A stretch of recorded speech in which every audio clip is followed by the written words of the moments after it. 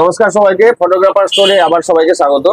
আজকে আমাদের সাথে আছে নিকনের আরটি দাদা, উনি শুভদীপ দা, আমাদের নিকনের ট্রেনিং আরটি কাম পিএল।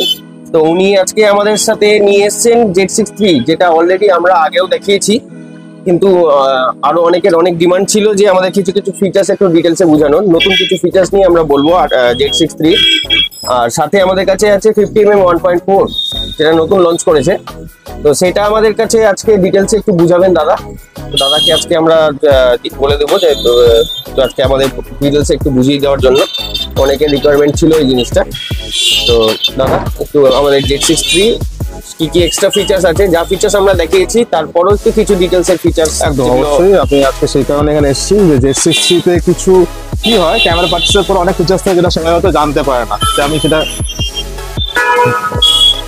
অবশ্যই আমরা Z6 III বেশি ফিচার্সের কাজ না করবো না, কারণ বেশি ফিচার্স বলে সবাই মনে রাখতে পারবে না। তো ফিচার্স ভিডিওর কিছু ফিচার্স আজকে আমরা আলোচনা করবো, কারণ ক্যামেরা পারচেজ অনেকেই করছে বা ক্যামেরা পারচেজ করতে তারা কনফিউজ থাকছে বা ভাবছে যে কোনটা নেবো না। তো কি ফিচার্স আছে যেটা আমাদেরকে এক্সট্রা বেনিফিট গুলো পেতে পারে বা কি সেটআপ গুলো রাখলে তাদের ভালো থাকবে, এরকম 3-4টে ফিচার্স নিয়ে আলোচনা করবো আজকে আমরা এখানটার মধ্যে। ফার্স্ট থাকছে আমাদের ফোকাসিং এরিয়া গুলো, যে আমরা ভিডিও ক্ষেত্রে কি কি ফোকাসিং এরিয়া রাখতে পারি ওখানটার মধ্যে।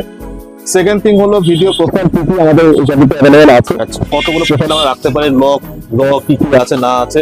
সেক্ষেত্রে ইভেন ভিডিও থেকে ধরুন অনেক সময় হয়তো ভিডিও করছি বা সঙ্গে যে কোনো ফটোগ্রাফার আছে তার ক্যামেরা বন্ধ হয়েছে বা তার কাছে কোনো শর্ট আসেনি, সো ভিডিও থেকে কিভাবে শর্ট নেবো আমরা ওখানের মধ্যে, সেই ফেসিলিটি কিভাবে করতে হয় সেটা আছে। নেক্সট লাস্ট আছে আমরা হাই রেস জুম বলে একটা অপশন দেওয়া আছে, যেটা সিনেমাটোগ্রাফারদের খুব কাজে আসে। অনেক সময় মোমেন্ট হয় যখন আমি লেন্স আমাকে জুম চাই বাট আমি লেন্স চেঞ্জ করতে পারছি না, কারণ আজকাল বেশিরভাগ আমরা প্রাইম লেন্সে কাজ করি। সো একটাই প্রাইম লেন্স থেকে একটু বেটার ফোকাল লেন্স পেয়ে যাচ্ছে, একটু বেশি ফোকাস মানে এরিয়া পেয়ে যাচ্ছে জুম করার জন্য, তাহলে অনেক বড় প্লাস পয়েন্ট আমাদের। একদম ঠিক আছে, এই কটা ফিচার্স নিয়ে আমরা আজকে ভিডিওটা স্টার্ট করবো। ওখানটার এগুলো কি কি আছে। সো আমরা টোটালি এখন ভিডিও মোডে আছে, দেখতে পাচ্ছ ডিসপ্লে অফ ভিডিওতে দেওয়া আছে এখানের মধ্যে আমাদের অপশনটা ডিসপ্লে দেখা যাচ্ছে। তো আমরা ভিডিও যত কিছু ইনফরমেশন আমরা চাই বডিতে, তো আমরা আই বাটন থেকে পেয়ে থাকি এখানে আমাদের। ঠিক আছে, এখন নর্মালি আছে ভিডিও, এটা 8 বিটে ভিডিও হচ্ছে আমাদের। হোয়াইট ব্যালেন্স এখানে আমরা অটো রেখে দিয়েছি, এখানটার মধ্যে হোয়াইট ব্যালেন্স বিভিন্ন রাখা যায়, অটোর মধ্যেও বিভিন্ন অপশন দেওয়া আছে। ঠিক আছে, ডে লাইট, অটো ডে লাইটে দেওয়া আছে, যেগুলো থাকে আমাদের। তো বেসিক্যালি আমি এখন অটোতেই কাজ করছি। দেন আমাদের যে পিকচার প্রোফাইল সেটা আমি স্ট্যান্ডার্ডে রেখেছি, অনেক সময় নিউট্রালও রাখা যায়, মনোক্রোমও চেক করার দেখুন দরকার আমাদের। যদি মনে হয় ফ্ল্যাট টোন রাখবো তাহলে ফ্ল্যাট টোনও রাখতে পারি। তারপর এখন আমি স্ট্যান্ডার্ডেই কাজ করছি, নর্মালি জাস্ট দেখানোর জন্য, যেহেতু জাস্ট ডেমো আমি দেখাচ্ছি এখানে, বা আমি অটোতেও রেখে দিচ্ছি, অটোতে রেখে দিলাম এখানটার মধ্যে। নেক্সট চলে আসছে আমাদের ভিডিও করতে গেলে যে মোটরের মোড থাকতে হচ্ছে AFF, full time auto focus. তো এই আই বাটন প্রেস করার পরে আমাদের সিলেকশন হলো, এরিয়া চলে গেল। ফার্স্টে আমাদের কি দেখতে হচ্ছে যে আমরা এরিয়াটা কি রাখবো ভিডিও করার সময়, সবসময় কি দরকার থাকে। তো অলওয়েজ এরিয়া AFF রাখতে হবে, মানে ফুল টাইম অটো ফোকাস। তার ফলে ক্যামেরা আমাদের যখনই যেভাবে মুভ করুক না কেন, ক্যামেরা অটো ফোকাস কখনো ছাড়বে না। ঠিক আছে, নেক্সট অপশন আসছে যে এরিয়াতে আমরা সাবজেক্ট ডিটেকশন কি রাখবো আর এরিয়া মোডটা কি রাখবো ওখানে। এবার সাবজেক্ট ডিটেকশনের মধ্যে অপশন ভেরিয়াস আছে, হিউম্যান আছে, অটো দেওয়া আছে, হিউম্যান দেওয়া আছে, অ্যানিমেল করা আছে। যদি মনে হয় আমরা ওয়াইল্ড লাইফে গেছি তাহলে অ্যানিমেল চুজ করবো। যদি মনে হচ্ছে আমরা কোনো গাড়ি বা ভেহিকেল শুট করছি, কোনো স্পোর্টস ফটোগ্রাফি করছি, সেক্ষেত্রে আমরা ভেহিকেল চুজ করতে পারি। আর যদি মনে হয় এয়ারক্রাফটে কোনো ফটো শুট করছি বা ভিডিও শুট করছি, সেক্ষেত্রে আমি এয়ারক্রাফট চুজ করতে পারি। তো এই মুহূর্তে যেহেতু ফ্রেমে আমাদের খালি একজন ফিমেলের ফেস আছে, আমরা সেক্ষেত্রে হিউম্যানটা চুজ করলাম। নেক্সট চলে আসছে আমাদের এরিয়া, ফোকাসিং এরিয়াটা কত রাখবো।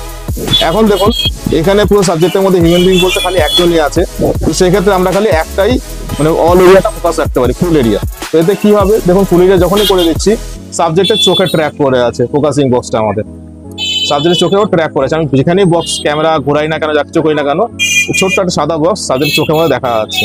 যেহেতু সাবজেক্ট সিঙ্গেল আছে ফ্রেমের মধ্যে আমার, তো সেক্ষেত্রে আমার কোনো অসুবিধাই নেই, ও সাবজেক্ট ছাড়া অন্য কিছুকে ফলো করবে না। যদি দেখা যায় যে আমাকে এটা 3 টাইপিং অপশন দেওয়া, 3 টাইপিং ওয়াইল্ড লাইফের ক্ষেত্রে, স্পোর্টসের ক্ষেত্রে খুব কার্যকরী।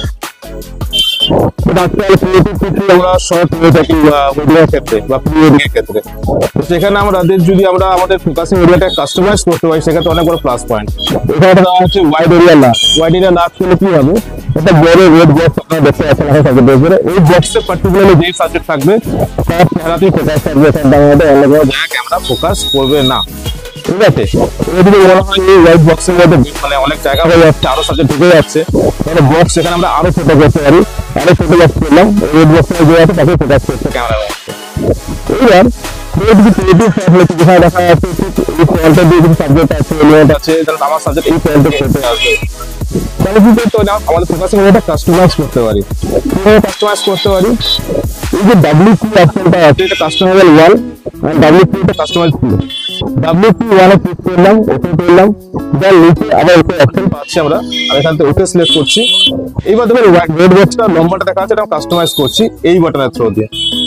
এটাকে আমি প্রেস করে এই রেড বক্সটাকে ছোট লম্বা যেরকম দরকার আমার, আমি সেরকম করতে পারি বক্সটাকে। যদি মনে হয় আমার বক্সটা এটুকু দরকার আর একটু ছোট করতে হবে সাইজে, আমি নেভিগেশন কি দিয়ে বক্সটা ছোট করে নিজের মতো করে আমি একটা বক্স বানিয়ে নিলাম। দেখুন এই বক্সটা লম্বাটে বক্স, যখনই যা বক্সে আছে সেটাই ফোকাস, বক্সের বাইরে কোনো কিছু ফোকাসের মধ্যে নেই।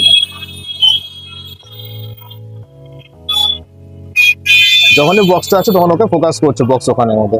ঠিক আছে, এটা কাস্টমার এরিয়ার মধ্যে আছে, দুটো অপশন দেওয়া আছে। এটা গেল আমাদের ফোকাসিং এরিয়ার পার্ট। এইভাবে আমরা ফোকাসিং এরিয়া চুজ করতে পারি। নেক্সট আমি চলে আসছি পয়েন্টের উপরে, যে আমাদের ভিডিওতে ফাইল ফরম্যাট আমরা কি কি পেতে পারি। ফাইল ফরম্যাট, তার জন্য আমরা কি করব, মেনু বাটন চুজ করছি, ভিডিওতে ফাইল টাইপ আমাদের এখানে দেখানো হচ্ছে। ভিডিও ফাইল টাইপ কি কি আছে, ভিডিও রেকর্ডিং অপশনের ভিতরে নর্মাল একদম MP4 দেওয়া আছে 8 বিট, দেন 8 বিট AOV অপশন দেওয়া আছে। এরপরে আছে 10 বিট, বা যেটা আমাদের ব্লক ফাইল প্রোফাইল ক্রিয়েট হয় সেটা 10 বিট। তো 10 বিটের মধ্যে যদি আমি নেভিগেশন কি দেওয়া রাইট সাইডে পুশ করছি, ভিতরে অপশন পাচ্ছি Nlog, HLG, SDR। SDR মানে স্ট্যান্ডার্ড ডাইনামিক রেঞ্জের, HLG হচ্ছে হাই লগ গ্রাম। ঠিক আছে, আর হচ্ছে Nlog। তো যেটা আমার দরকার সেটা আমি চুজ করব। যদি আমার মনে হয় Nlog এ শুট করতে, তাহলে আমি Nlog এ শুট করব। ওকে ফাইন, 10 বিট Nlog আছে এখানের মধ্যে। দেন ProRes 422 HQ যেটা আছে এখানের মধ্যে 10 বিট। এখানেও নেক্সট অপশন হচ্ছে এই নরমাল 10 বিটের পর একটা 10 বিট দেওয়া আছে, ProRes এর 10 বিটও দেওয়া আছে, যেখানে ভিতরে আমরা খালি স্ট্যান্ডার্ড আর Nlog পাচ্ছি। এখানে HLG এর অপশন নেই। এরপরে চলে যাচ্ছে ProRes RAW 12 বিট, ইন বডিতে র রেকর্ডিং 12 বিটে। এখানেও স্ট্যান্ডার্ড এন্ড Nlog এর অপশন দেওয়া আছে। তার উপর আছে নিকন নিজস্ব র NRAW 12 বিট NEV। ঠিক আছে, NEV, এবার NEV ফাইলের ভিতরে আমরা স্ট্যান্ডার্ড এন্ড Nlog দুটোই অপশন পাচ্ছি। যদি আমার লগে শুট করতে হয়, 12 বিট লগে শুট করতে হয়, তাহলে আমরা এখানে কাজ করবো। যদি 10 বিট লগে শুট করতে হয়, তাহলে আইদার ProRes এর 10 বিটে যাবো অথবা X10 বিটে যাবো। এখানে হচ্ছে আমাদের ফাইল টাইপ সিলেকশন আমরা পেয়ে যাচ্ছি এখানকার মধ্যে।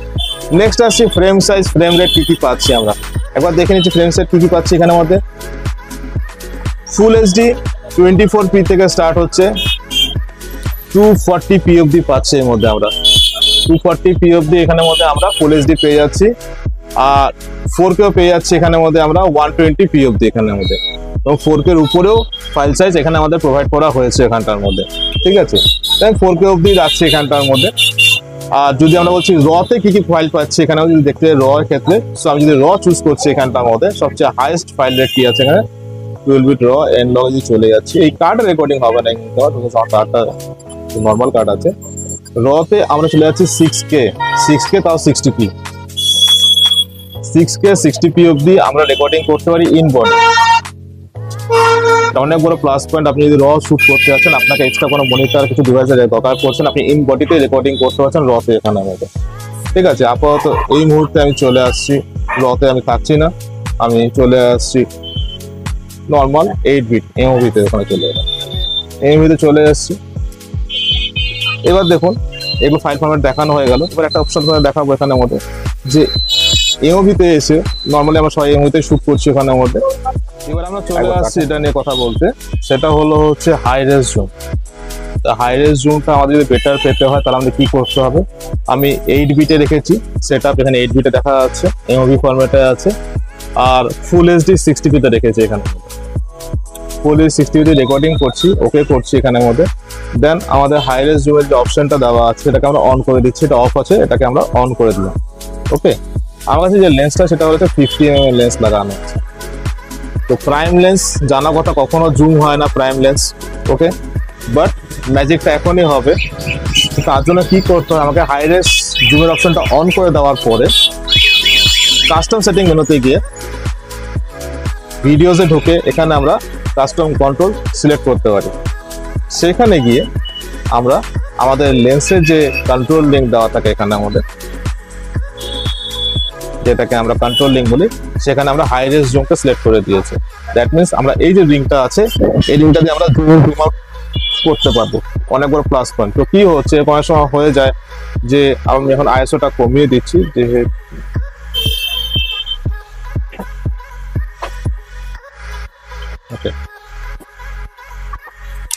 ক্যামেরা এখন হাই রেস জুম মোডে আছে। ধরুন আমি 50 mm লেন্স ইউজ করছি, এখানটাতে ভিডিও রেকর্ডিং অন করলাম, ভিডিও হুট করে গেলে এটা হলো জুম করতে হবে। আমার আগে যখন ফ্যাসিলিটিস নেই, তাহলে কি করছি যে কন্ট্রোল লিঙ্কটা এখন করে ঘোরাচ্ছি,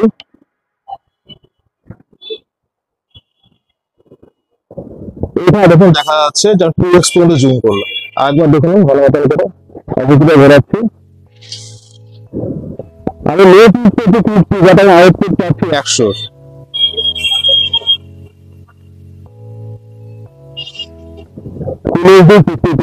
আমি আউটপুট পাচ্ছি 100। এইবার যখনই আমরা এটাকে একটু বাড়িয়ে দিচ্ছি রেজুলেশন, হয়তো আমার রেজুলেশন দরকার আছে এখানে 4K তে, সো যখনই ধরুন আমি 4K চলে যাচ্ছি এখানটাতে, ফুল এইচডি না 4K তে এলাম, 4K ধরুন 30p, 4K 30p তে রাখলাম, ভিডিও অন করেছি, এখানে হাইলাইট হবে, বাট সেটা কিন্তু 1.45 হবে, এটা তো 1.45 হবে, 2 টাইমস হবে না, দ্বিগুণ হবে না। এটা এখানে আমরা ফিচারটা এনেবল করতে পারবো, ফিচারটা এখানে আমরা ইউটিলাইজ করতে পারবো।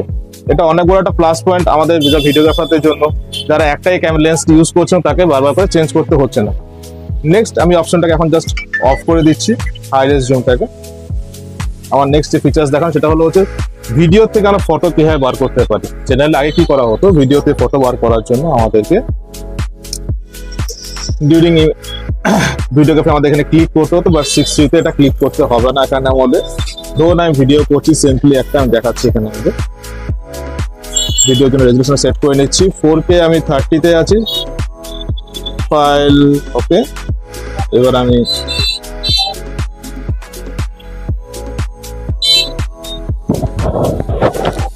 ভিডিওটা অন করলাম, আর আছি যাই করছি এখানে আমাদের এটুকুর মধ্যে চলে যাচ্ছি, যেটা আমি অফ করে দিয়েছি। আমি প্লেতে এলাম, আচ্ছা করলাম, আমি প্লে বাটনটাতে এলাম, আপাতত আমি প্লেতে এলাম। প্লেতে আসার পরে ওকে প্রেস করলে যখনই আমাদের স্টার্ট হচ্ছে, আমি নেগেটিভ কিটা ডাউনওয়ার্ডস প্রেস করলাম, ভিডিও পজ হয়ে গেল। দেন এখানে আমাকে আই এর অপশন দিচ্ছে, আই বাটন প্রেস করলে 3টা অপশন পাবো। ভিডিও ট্রিম করতে পারবো, এখান থেকে ভিডিও কাট করতে পারবো, কারেন্ট ফ্রেমকে অ্যাজ এ ইমেজ সেভ করতে পারবো, বা সেভ কনজিকিউটিভ ফ্রেমস হিসেবে রাখতে পারবো। সেভ কনজিকিউটিভ ফ্রেমস, আমার যেহেতু এইচডি কার্ড লাগানো, আমি এইচডি কার্ড অপশন চুজ করবো। কতক্ষণে ভিডিওকে আমরা ফটোতে কনভার্ট করবো সেখানে অপশন দেওয়া রয়েছে, 1 সেকেন্ড, 2 সেকেন্ড, 10 সেকেন্ড। আমি যদি 2 সেকেন্ডই চুজ করি, আর আমি ভিডিও করেছিলাম একটু আগে যেটাতে, এটা হচ্ছে 60 FPS, তো 2 সেকেন্ড চুজ করার সাথে সাথেই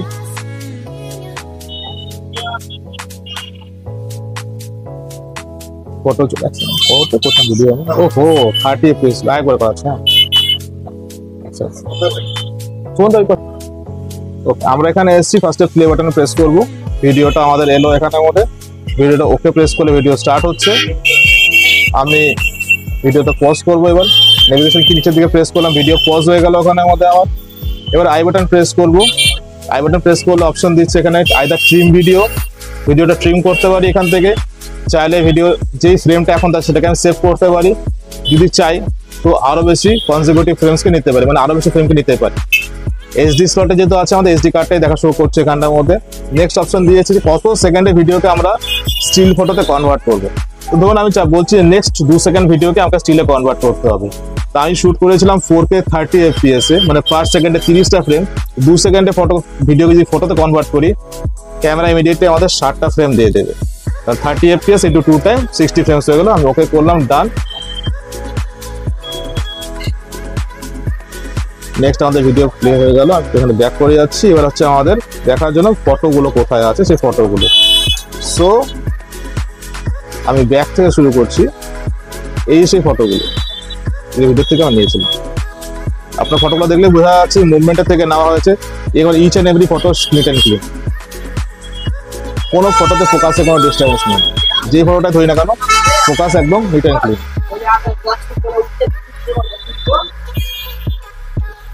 যে ফটো নিই না কেন পুরো ফোকাস নিট অ্যান্ড ক্লিন।